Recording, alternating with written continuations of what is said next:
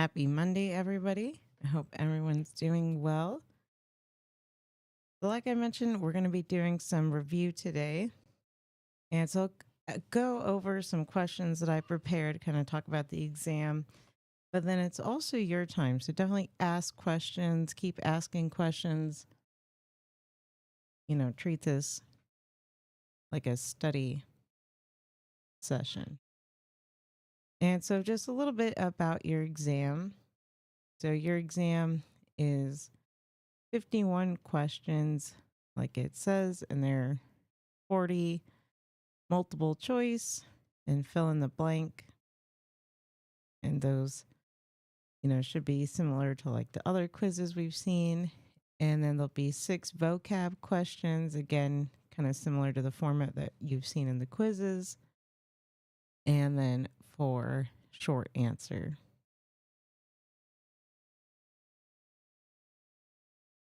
And then there's also one other section for the upload portion. So that's just if you need an extra space to show your work or you need to submit a question there.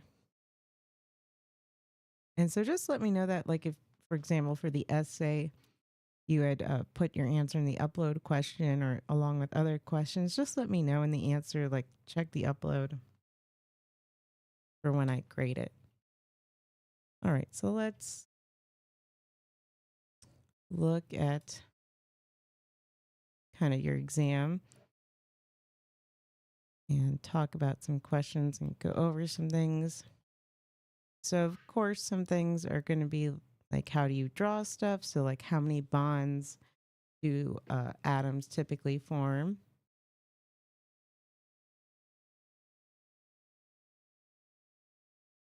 And so, with those types of questions, you could ask, well, how many bonds does nitrogen typically form?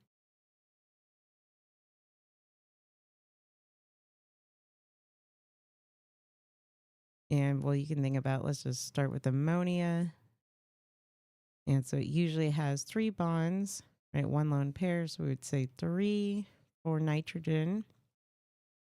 How many bonds does hydrogen form?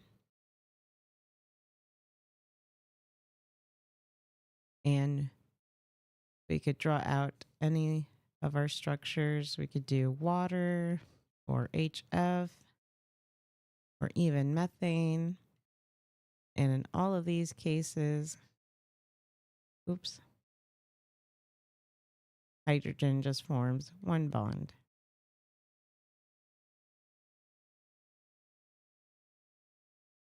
Does that make sense? And then we could say, right, carbon. So it's typically forms 4 bonds.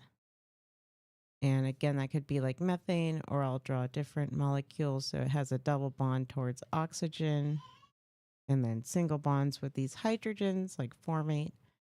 There's another one. How many bonds does oxygen form? So oxygen is 2.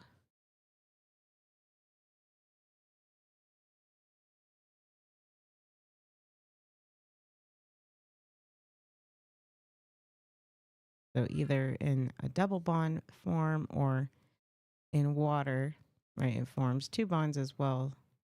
So a single bond to each hydrogen.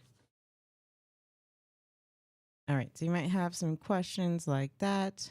And then doing some of our isotopes. So let's just make up one. And this would be a fill in the blank. So there are blank neutrons. Oop, in an atom of S38.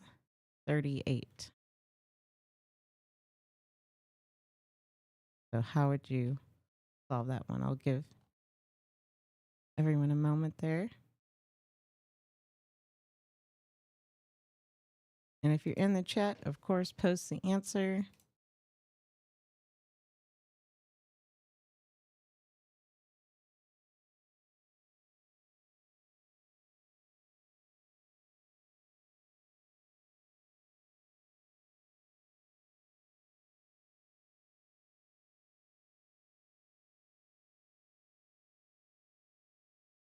Had to get my calculator pulled up.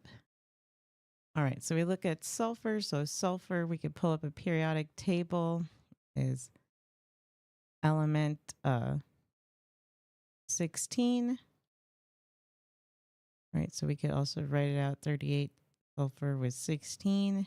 And so now we have to do the subtraction, figure out how many neutrons there are.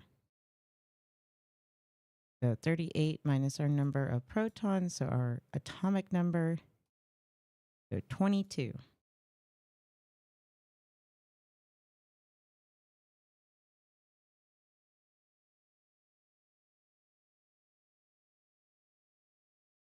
And so other questions would be like our sig fig addition. So let's just say my cat. So my cat, Peng, he's pretty fat, has a mass. I actually don't know how much he weighs, but I'll just make up some numbers here. So probably 13.42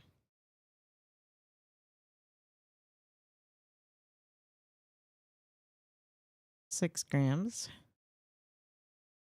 And let's say last year he weighed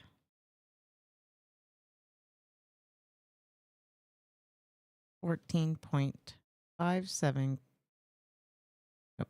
kilograms. Sorry, kilograms. How much mass did he lose? So give everyone a minute or two. Remember sig figs.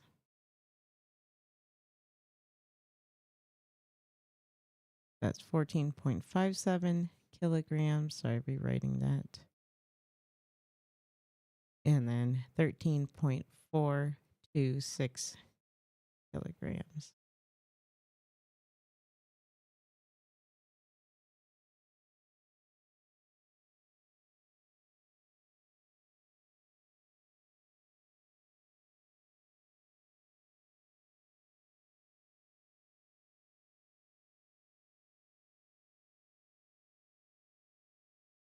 Again, type your answer in the chat. So the key being here, so addition and subtraction. So we can only report to the least number after the decimal. So we can only report to 2 after.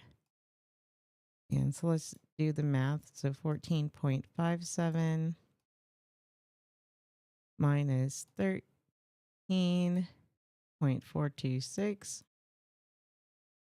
And so our calculator spits out 1.14 for kilograms, but then we can only round to 2 after. So now we say that he lost 1.14 kilograms.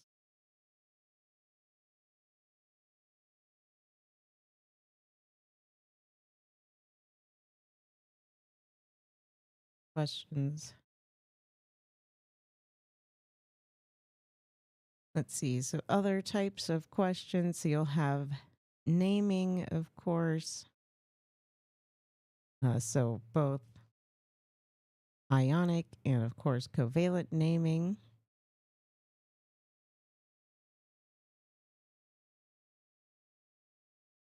I'm looking for some good naming practice. Okay, let's try a few of these. So what's this one? Name it.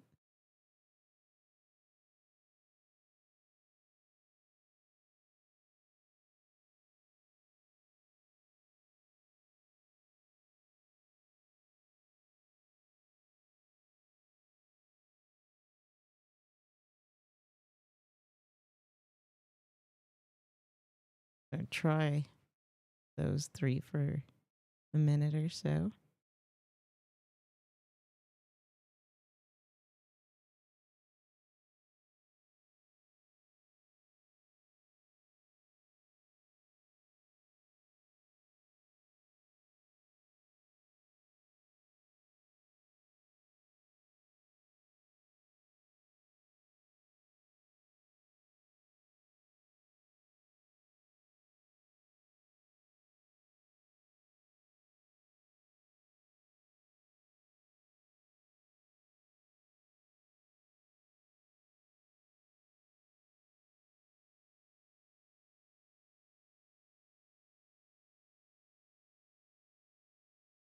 All right, so let's start looking at these.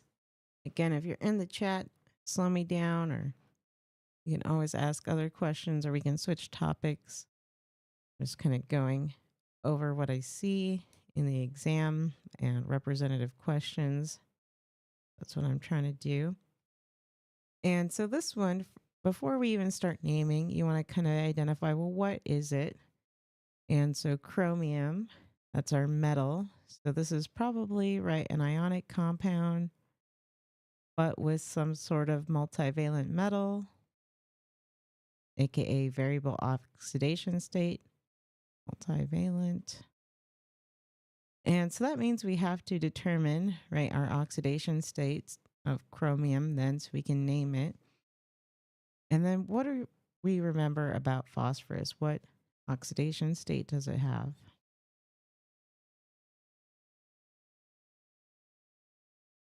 And so recall, it's -3. Now they're in a 1-to-1 ratio. Then it makes sense that chromium is 3 plus. You could also do your little reverse swap trick. So they're in a 1-to-1. So multiply that out. They both have to be 3. And so now we have to state the oxidation state for chromium. So it's chromium 3 in our Roman numeral. And then phosphorus, changing the ending to "ide." So that's phosphide.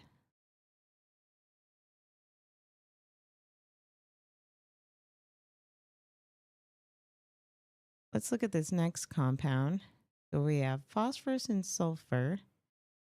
And if we were to look at a periodic table, let me have my P table over here. Well, they're both on the non-metal side. So that's probably a covalent compound is what we're looking at. And so with our covalent compounds, we recall we have to use our prefixes to indicate how many, because they could be in any ratio. So for this one, we can name it diphosphorus, then trisulfide.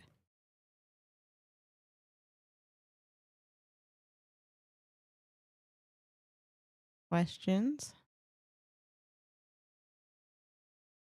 And so now let's look at the last one. So again, now we have a metal. And so that's our ionic compound with our multivalent metal. So again, we're going to have to state our oxidation state. We could do reverse swap trick. This becomes 2 minus. This is 3 plus. And then remember with our reverse swap trick, we just check, is this correct? Well, oxygen does indeed have an oxidation state of -2. And so then to balance it with our algebra, this 3 plus is the simplest solution for tungsten. Double check your math. So 3 times 2 of them is 6 plus. -2 times 3 oxygens is -6. That cancels out. I have my mic volume all the way up. I'm not sure, because usually I run pretty hot with the volume. And on my end, it's showing really good output. I don't know if you have that problem with other videos. And I'll talk more directly into the mic if that helps.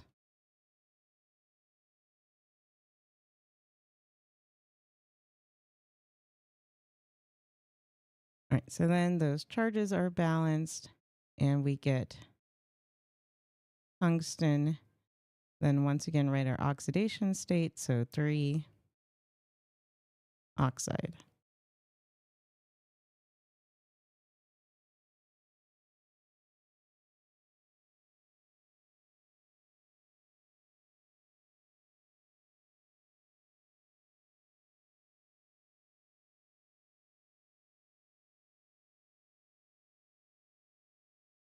Okay, I think I boosted the output, but I also don't want to blow anybody else out.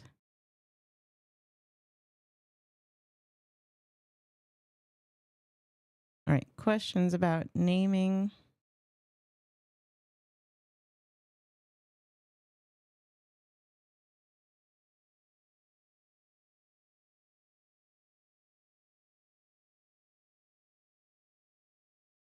And so looking at the exam, there might be other questions like how many valence electrons do elements have? And so again, just have your periodic table and note all those numbers. All right, so let's look at another type of question. So of course you'll have some unit conversions, but then you might also be given some units that you've never seen before, and you'll have to figure out the conversion factor. And so let's go over kind of one of those examples. Start a new page. And so let's go with convert 467 goops to floof. And then we are, there are 19.5 goops in a floof. So see if you can solve that.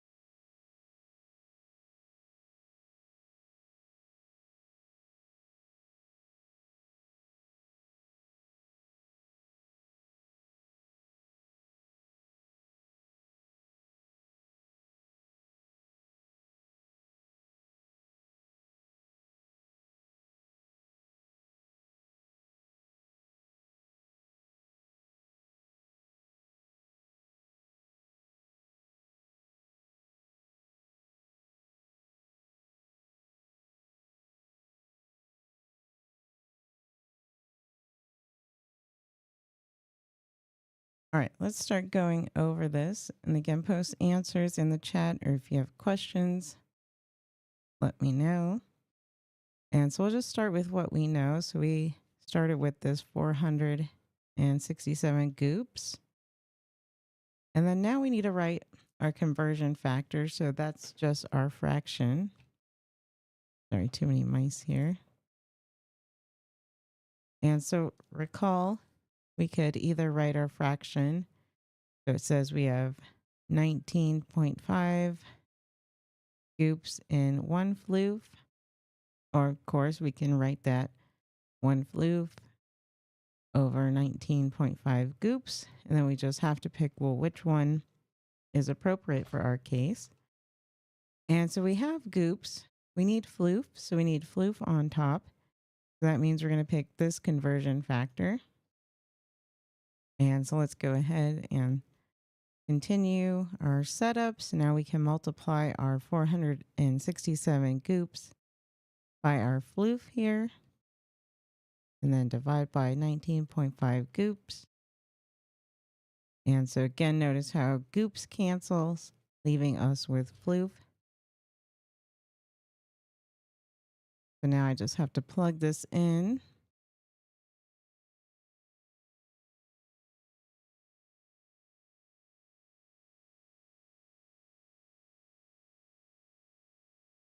And so now we get 23.948, but then a 3 sig figs, so 23.9 for our floof there.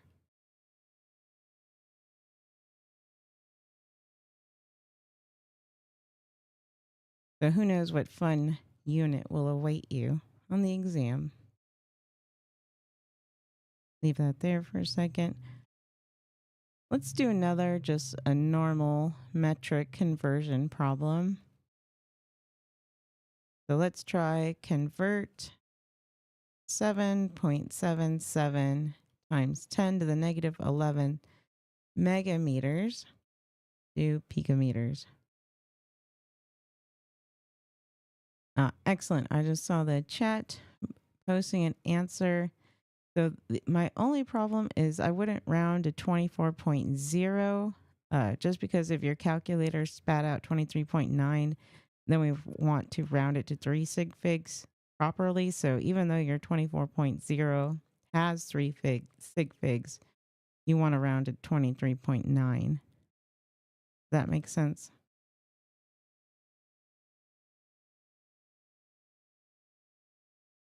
And in this case, the rounding is kind of more clear.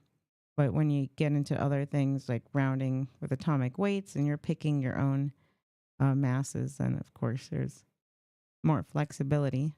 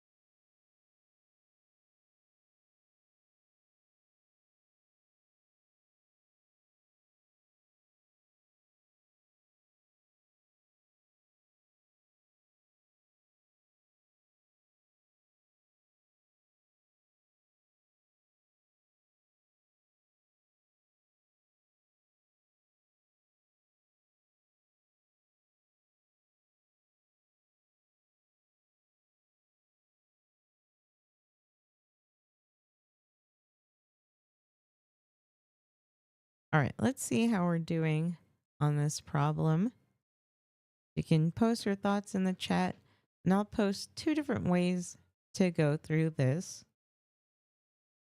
And so let's just start with a two-step conversion, because I think that's easier in some ways, because you don't have to come up with new conversion factors. And so for this one, for our two-step conversion, let's go from megameters to meters, and then from meters to picometers, since this is our base unit, so that's a little easier to figure out. And so let's start. So again, just starting with what we know. So 7.77 times 10 to the negative 11 megameters. And then now we need our conversion factor. That means we need meters on top. And so there are 1 times 10 to the 6 meters in 1 megameter, right? Our smaller unit. So now we're at megameter, or excuse me, meters. So megameters canceled. And so I'm not going to punch anything in right now, but now let's take it from meters to picometers with our conversion factor. So picometers on top. And actually, I'll write this in positive exponents. So that's 1 times 10 to the 12 picometers are in 1 meter.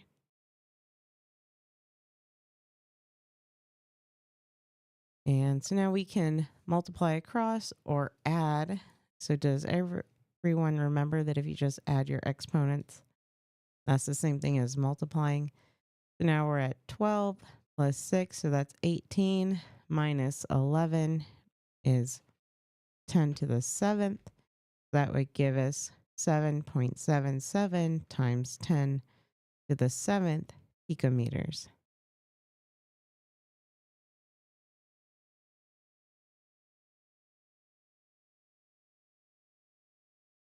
So stopping there for questions.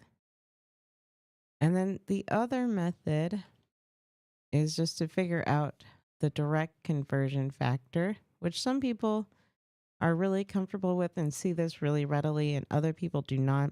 So just whatever method works for you. And so if we think about megameters, so that's 10 to the 6 versus our picometers, which is our 10 to the negative 12. So then you figure out the difference between them so you can subtract, right? We said with our exponents, that's like dividing. So then we're dividing, so divided by 12 picometers, or 10 to the 12.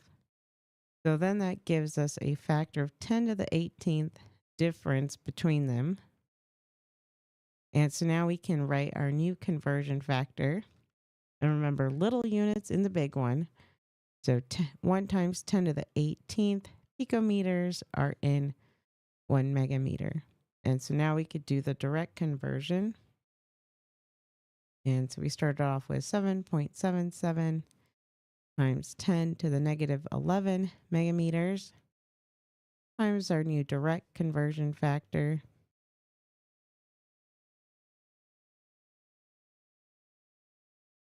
And then once again, multiplying is the same thing as adding exponents. So 18 minus 11 gives us 7.77 times 10 to the 7th picometers once again.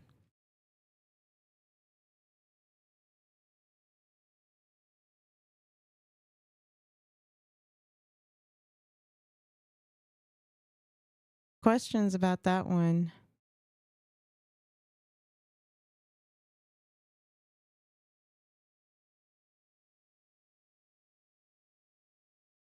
And so again, I'm back to looking at your exam, just kind of looking at representative questions. So of course, expect there to be like sig figs. So how many sig figs are in numbers? We can do practice if y'all feel like it. Again, flag me down in the chat kind of what you need.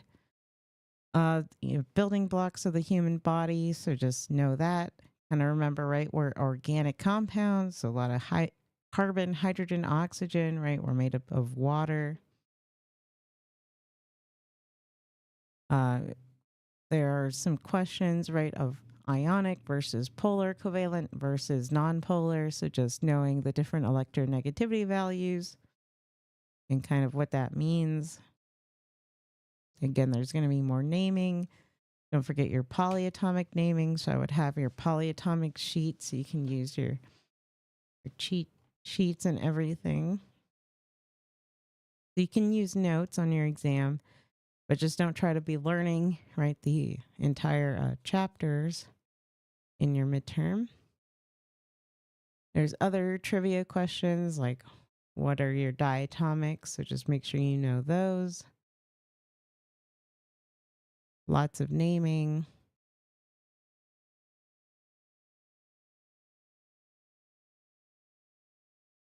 And then a few like characteristics. So such as like which group of elements is unreactive because it has a stable octet. So obviously those are your noble gases. We could also say something, what group is water reactive? It only has one valence electron, right? Alkali metals.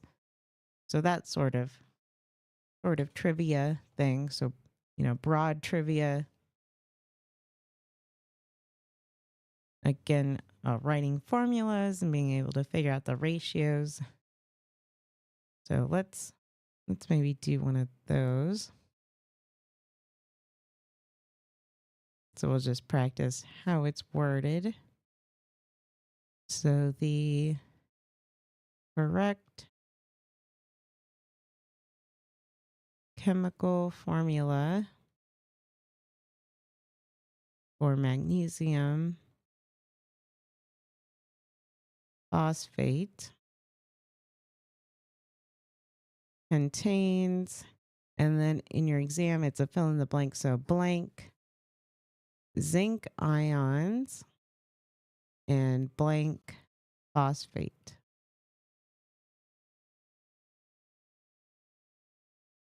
So I'll give everyone a little bit of time to look at it.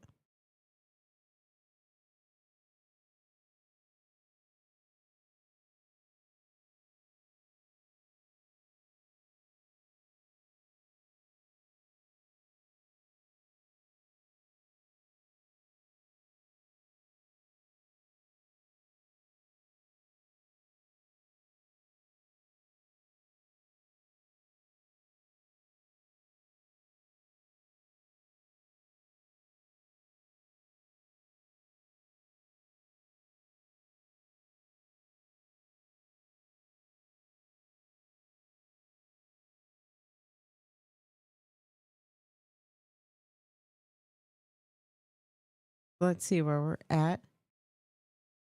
And so I would just set up our kind of scratch work. So we have magnesium phosphate. So magnesium Remember, that's alkali earth metals, so 2 plus charge. Phosphate, I would consult your ion sheet. So that's PO4, 3 minus. And so now we're here. So I would do our little swap trick. That's the easiest way to balance these.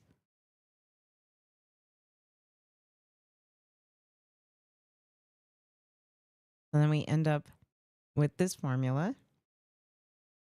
Oops. Sorry, this should have said magnesium. No wonder y'all were confused.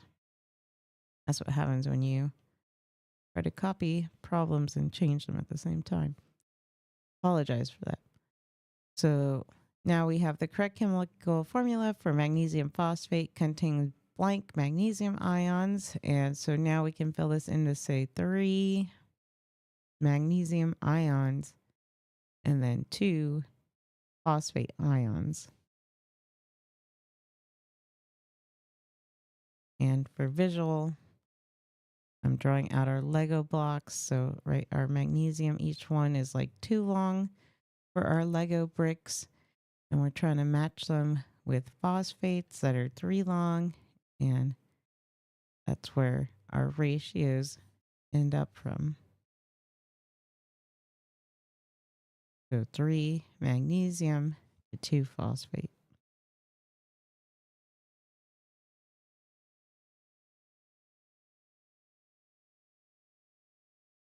And again, so there'll be other small trivia things like what are your shiny conductive solids? Where would those be found? Different other conversions, right? How many centimeters in a meter? How many millimeters in a meter? You know, something like that. How many decimeters in a meter? How many centimeters in a decimeter? So any sort of those type of questions. And then again, knowing vocab, what's your atomic weight? What's your atomic number? You know, what is the atomic number equal to? All that sorts of things. But I think people have been understanding that. And then our ions. Let's maybe do one of those. So let's say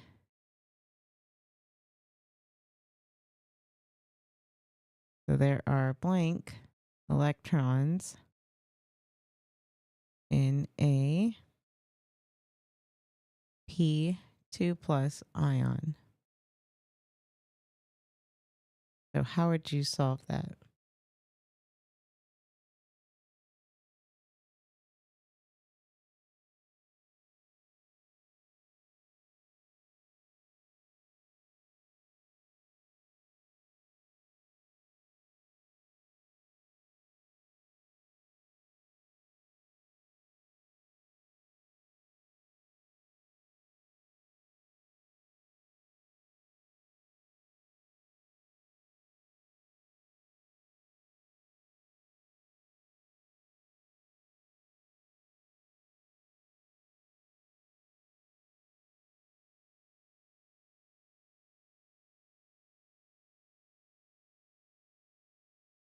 And so I would just start with looking at phosphorus. So, right, neutral phosphorus.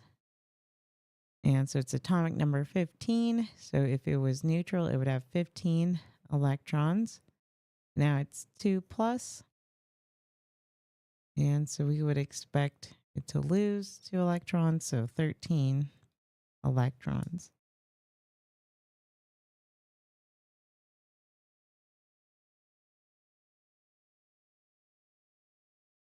And let's see. So other types of questions, of course, you know, examples of chemical changes, physical changes, writing down our atomic symbols, being able to write those down properly.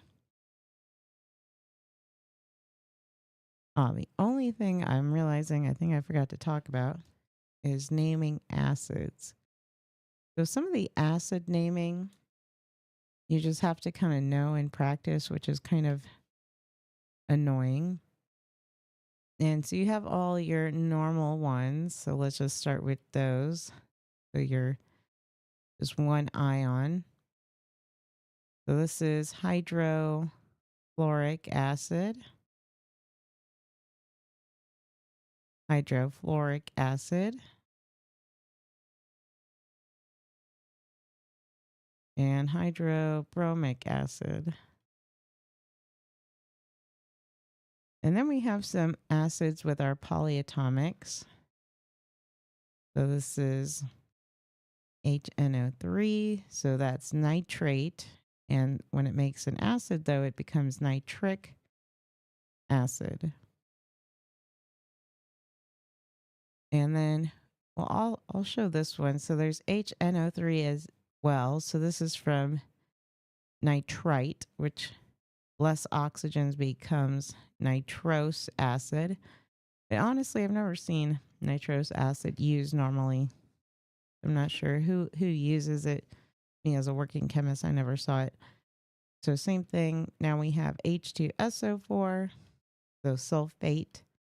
That's sulfuric acid. We can have H2SO3, which again, I've never seen in real life. That doesn't mean that people don't work with it. That's just my experience. This would be sulfurous acid for the less oxygen ending. And then we'll do, so phosphoric acid. So this is a common one. I should start. So this is common, nitric, sulfuric. And then this is phosphoric acid. Oh my gosh, what happened? Oh, that was weird. Okay. Crashed. Phosphoric acid. And phosphoric acid, this is used in soda as well as like a preservation. So phosphoric acid.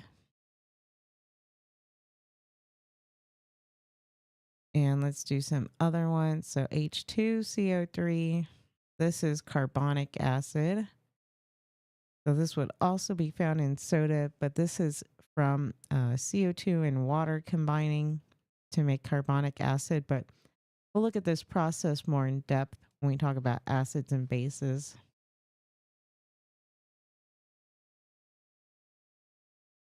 All right, I think that's all the acids you need to know. And then, so expect there to be some electron configuration. So either determining like which element has this electron configuration. And for that, right, I would just add up your superscripts. So that gives you your total number of electrons, which should match with your atomic number if it's neutral.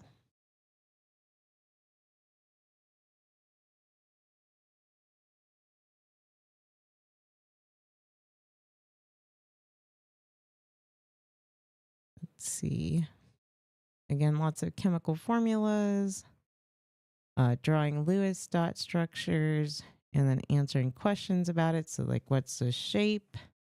Is it polar, non-polar, that sort of thing? Yeah, so being able to identify shapes, but again, you only need to know a few. So tetrahedral, linear, trigonal, pyramidal.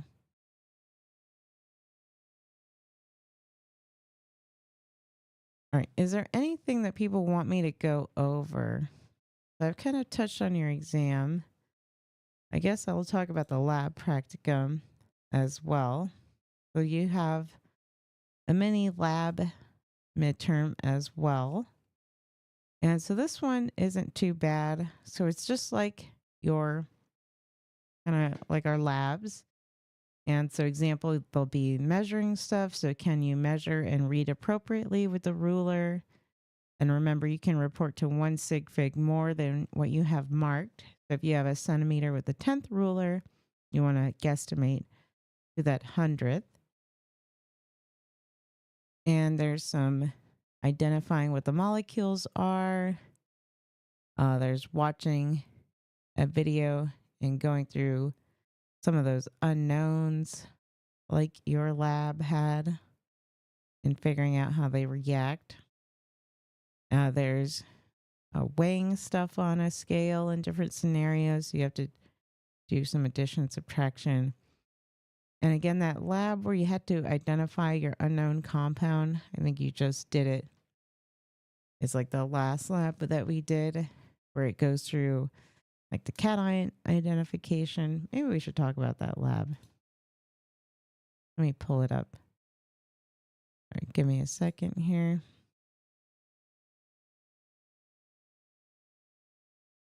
Because I forgot that this lab is pretty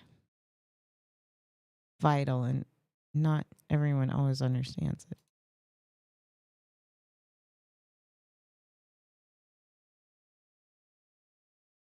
All right, so we're talking about this lab, this ionic and covalent compounds.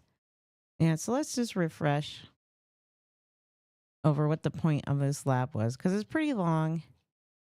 And if you didn't do it in person, which obviously none of you did, then it might feel a little fuzzy.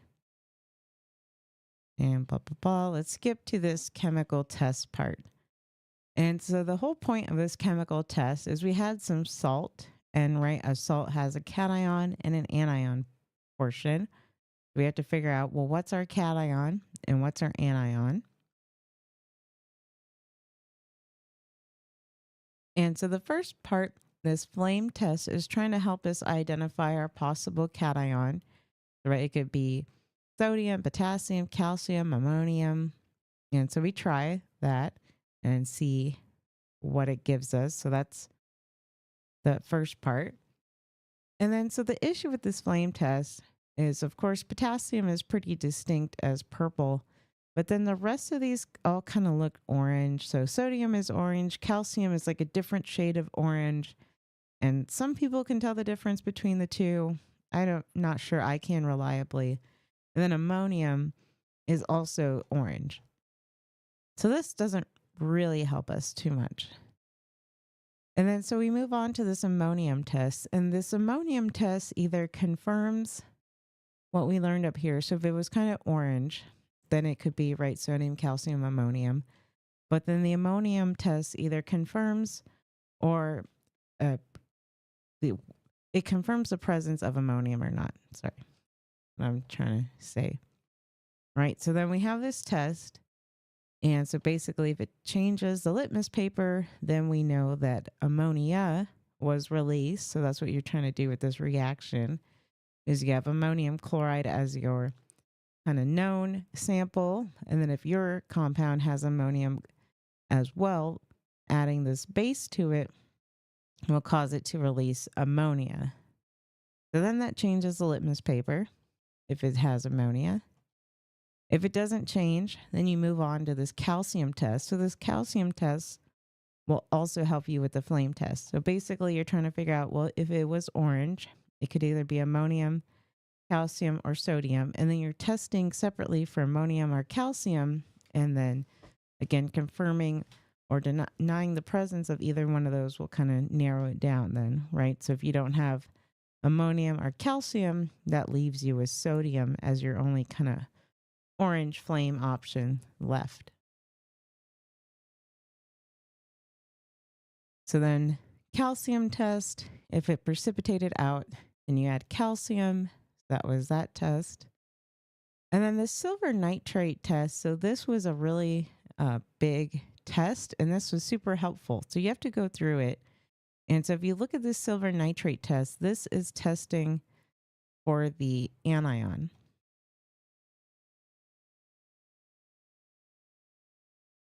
And then so if we look through, right, so now we're testing for our anion, and we're testing, is it chloride, is it carbonate, is it phosphate, or is it nitrate?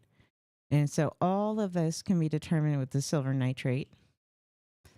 And so it says, right, if we have chloride, carbonate, or phosphate, when we add this silver nitrate, we get a precipitate. If it's a nitrate, then we get no precipitate. All right, so that's our key. And then from there, so then after you get this precipitate, then they add in nitric acid to see if it dissolves. And if it's chloride, then the precipitate will not dissolve. If it's carbonate, it will dissolve and should form bubbling from that CO2. And then if it's phosphate, you should get a precipitate with no bubbles. So these two are the hardest to distinguish, the carbonate versus a phosphate, since both of those you have a solid dissolving. You just have to tell are there bubbles or not. So this was a really useful test. And then what's kind of weird is this carbonate phosphate test is repeated after, but all this really does is confirm that you have carbonate or phosphate. So if you were trying to distinguish between the two, you'd have to go back to this test and see, well, were there bubbles or were there no bubbles? And then from there, you could determine, so then you would have determined, right, your cation from the flame test, and then again, the ammonium and calcium test to kind of verify that. And then you have your anion, which again should have been given by the silver nitrate. And then you would put those two together. And so you'll probably have something like that on your exam, or it tells you how it reacts with different scenarios, right? Just like these tests, and then you'll have to figure out the compound. So if you're still confused on this, get help from me so we can talk about this.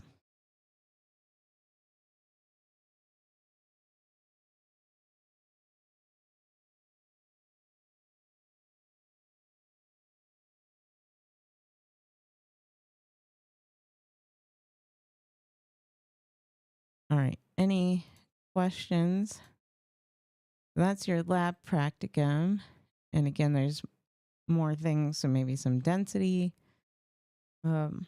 lab calculations, then again, drawing out and identifying molecules.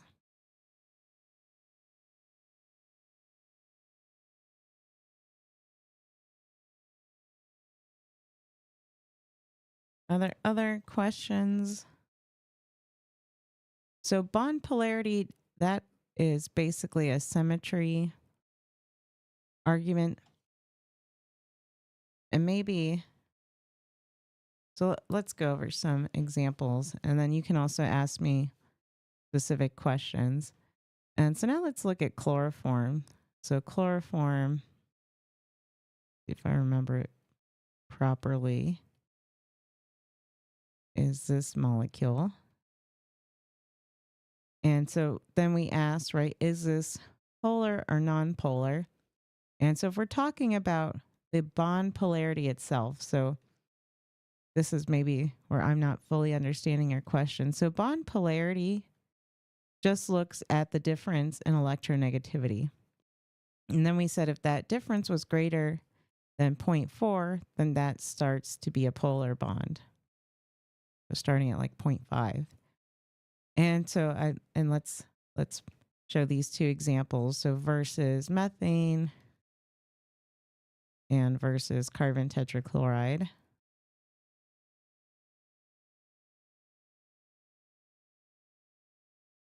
And so we would say that, right, our carbon chlorine bond, so this bond itself is polar, and these carbon hydrogens are considered to be nonpolar. But then, so the question is, well, why is this a polar molecule and these two are nonpolar? And so with that, it has to do with the molecule symmetry. And so in the case of our carbon tetrachloride, even though the carbon chloride bond is polar, right, it's all going out in equal directions. And since this is a even tetrahedral shape, right, there's no weird lone pairs or anything else hanging off of it. So it's just 4 atoms evenly distributed. And so in this case, even though the bond is polar, right, all those polar vectors get canceled out. So it's best to think about this as vector adding. But if you haven't taken like another physics course or ever done vector adding, that might not make sense.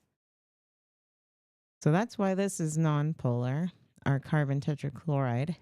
And then we go back to this molecule. So this one, it is polar. So it's all going towards the chlorine, since chlorine's the most electronegative atom. And so this would be considered polar. And again, there's only one chlorine, so that creates the unevenness. So same thing with dichloromethane. So that also has the unevenness, since half of it is chlorine and the other half are hydrogens. So this would also be polar. So does that answer your question? And if there's a specific molecule that you want me to talk about, I can.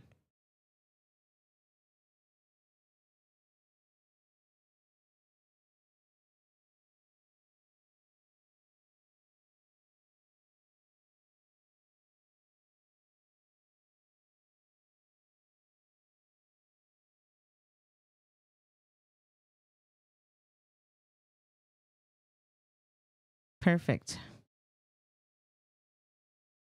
Yeah, the main thing is just kind of evenness versus unevenness. And we can do more examples, right? So just thinking back to the sulfur hexafluoride and why this was nonpolar, because again, going out in all directions, versus if we do bromine pentafluoride. So this one has a lone pair. And so just that one little lone pair already breaks that symmetry and makes this a polar molecule.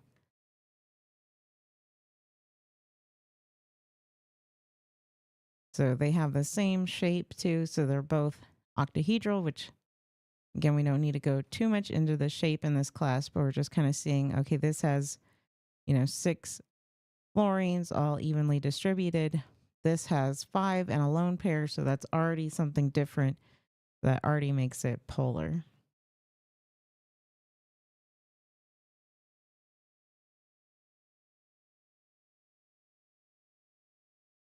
Other questions?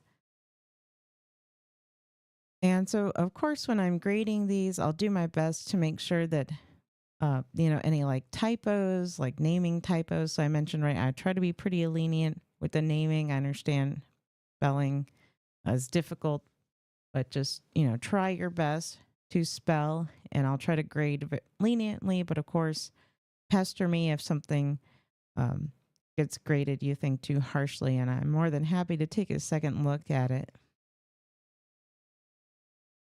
Other questions?